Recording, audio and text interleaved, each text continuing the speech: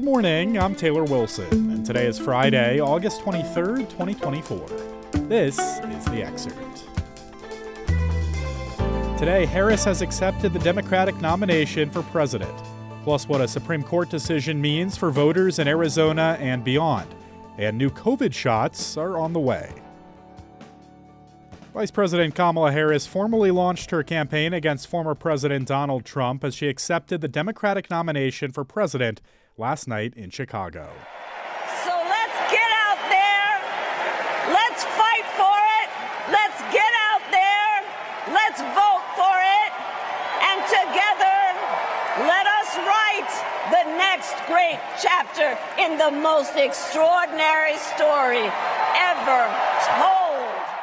This week's Democratic National Convention featured a number of speakers from the Bidens to the Obamas and a major introduction for Harris running mate Minnesota Governor Tim Walz. To help put the week in context, I sat down with USA Today Washington Bureau Chief Susan Page.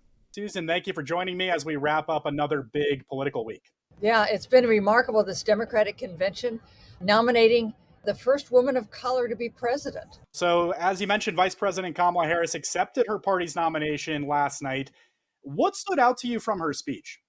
You know, one thing that struck me was how somber it was at times. These are usually big celebratory addresses, and there was some of that. But much of it was a kind of a caution about the perils of her opponent, of Donald Trump. She depicted him as a liar and a crook and somebody who would cozy up to dictators and ban abortion nationwide. And she described this as one of the most important elections, she said, in the history of the United States. Strong words. So you've been there in Chicago all week, Susan. What's the atmosphere and the mood been like kind of throughout the week? Well, pretty celebratory. Democrats had been rather despondent until 33 days ago when President Biden announced that he would step back from running for re-election. They worried that they were going to lose not only the White House, but also lose ground in Congress. And now there's a lot of enthusiasm. They're united behind Kamala Harris. There's a sense of passing the torch to a new generation. No guarantees are going to win. We're a closely divided nation. This is likely to be a close election. But Democrats definitely feel that they're in the game in a way that they weren't going to be under Biden. While this has felt like a celebration at times this week, not everyone, of course, is on board. When it comes to protests and just general detractors, Susan, how did they factor in this week? So, we're used to factions in the Democratic Party, but they are pretty united on every issue except one. The one divisive issue that erupted here was over what's happening in Gaza, the Israeli attacks on Gaza after the October 7th Hamas attack on Israel. The convention organizers rebuffed efforts by a handful of delegates to get a speaker on the main stage who would talk about the plight of Palestinians in Gaza. But Kamala Harris, in her acceptance speech, did talk about this, saying that she would always want to keep Israel safe, provide whatever Israel needs to be safe. But she also talked about the terrible scale of suffering of the refugees in Gaza. Susan, as you mentioned at the top, Donald Trump's name came up throughout the convention, really. What did Democrats focus on in particular when it came to criticisms of Trump? There's been a little bit of a shift in the tactics that Democrats are using against Trump. President Biden has routinely described Trump as a big threat to democracy, and Kamala Harris doesn't disagree with that. But they're trying to use more humor against him. They're kind of making fun of him. Tim Walz, the Minnesota governor who was nominated as Kamala Harris's running mate, describes Trump and his ilk as weird. And there was a funny episode on the convention stage where Kerry Washington, the actress, led a kind of tutorial on how to say Kamala Harris's name. That's because Donald Trump routinely and presumably deliberately mispronounces it. You mentioned Tim Walz. I think we have to bring him up before I let you go, Susan. He had his own spotlight moment earlier this week. How big do you see the Walz side of the ticket being over the next few months? You can see him being dispatched to those upper Midwestern states that are so important in this election, the blue wall states, Wisconsin and Michigan and Pennsylvania, because he's one of them. He's a very plain-spoken guy. He's a former football coach. He likes to hunt. He's a kind of a car guy. And there was also this very tender moment when his son, who has a disability, stood up, got on stage, was crying, embraced his father and said to the crowd, That's my dad. Yeah, it was a beautiful moment. So, Susan, both major party conventions are now in the rearview mirror. What's next as we look down to the stretch run toward November? We've only got 75 days left in this election. It's going to be fiercely fought. It's likely to be closely divided. And this campaign is going to be brutal. All right, Susan Page is USA Today's Washington Bureau Chief. Thank you, Susan. Thank you. After 4 days of protests, a large group of protesters still remained on the streets last night during the final hours of the convention. Despite concerns that Gaza war protests could shut down the city and tank the convention, Chicago saw days of modest demonstrations and marches, with only one, a confrontational Tuesday gathering outside the Israeli consulate, seeing a notable number of arrests. Still, pressure on Kamala Harris over the devastation from Israel and Gaza and the Biden administration's continued support of Israel will likely continue to be a major issue this fall. The Supreme Court partially granted an emergency stay yesterday that limits the ability of Arizonans to register to vote without providing proof of citizenship. I spoke with Arizona Republic County watchdog reporter Sasha Hupka to learn more. Sasha, thank you so much for hopping on the Excerpt today. Thanks for having me. So, Sasha, let's just start here. What did the Supreme Court decide? So this is a mixed decision, and to really understand it, you have to know just a little bit about our state law first. So Arizona is the only state in the country that requires proof of citizenship for its voters, and that means we have a unique two-track system here. People who provide a passport or a birth certificate or some other citizenship document can vote a full ballot.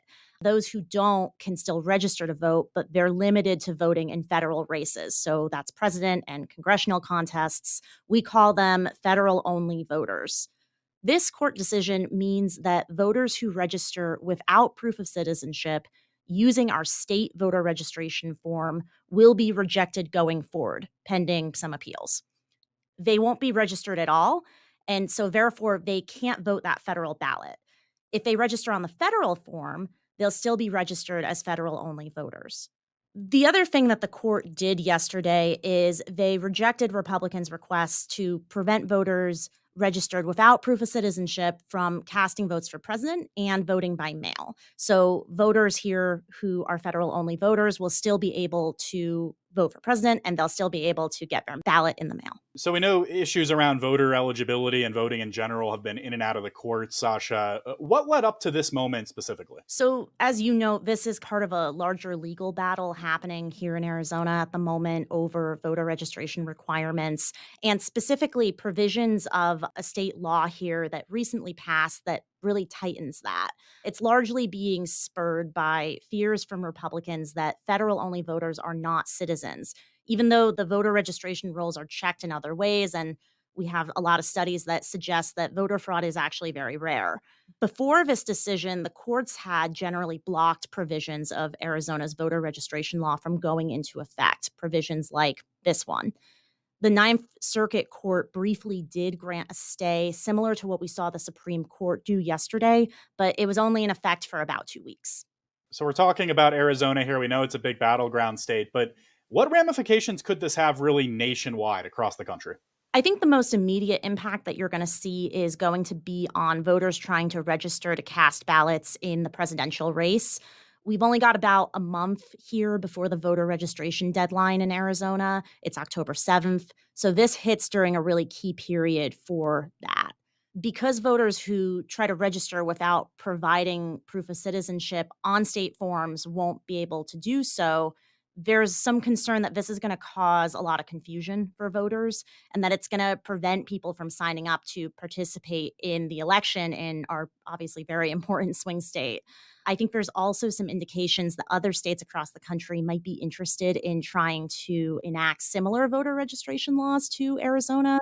And this decision could certainly embolden them to take some of those steps. I know Arizona Republicans have said that they think this will have impacts outside of just our state.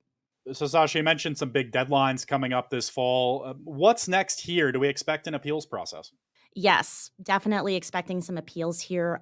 Republicans have said that they're going to keep fighting to get all of the provisions of our voter registration law affirmed by the courts. The Supreme Court order specifically hinges on decisions in an appeal with the Ninth Circuit, so I'll be keeping an eye on that. And then there are some other cases that are slightly different, but that also pertain to voter registration that are in lower courts in Arizona right now that are also worth watching. So there's going to be some movement here in the next few weeks on this, I think. All right, Sasha Hupka covers county government and elections administration for the Arizona Republic, part of the USA Today network, joining us with some great insight here from the Southwest. Thank you, Sasha. Thanks for having me.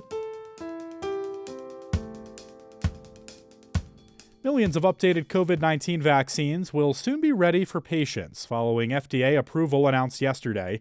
The updated vaccines from Pfizer and Moderna for people aged 6 months and older come amid a summer surge in COVID cases nationwide. Walgreens and CVS, two of the largest pharmacy chains, previously told USA Today that shipments of the vaccines could arrive just a few days after FDA approval. The new vaccines are designed to target the most dominant recent variants of the virus and protect against serious illness. Getting the shot now will offer protection when the anticipated winter surge comes and other respiratory illnesses become more prevalent as people gather indoors. Thanks for listening to The Excerpt. We're produced by Shannon Ray Green, and our executive producer is Laura Beatty. You can get the podcast wherever you get your pods, and if you're on a smart speaker, just ask for The Excerpt. I'm Taylor Wilson, and I'll be back tomorrow with more of The Excerpt from USA Today.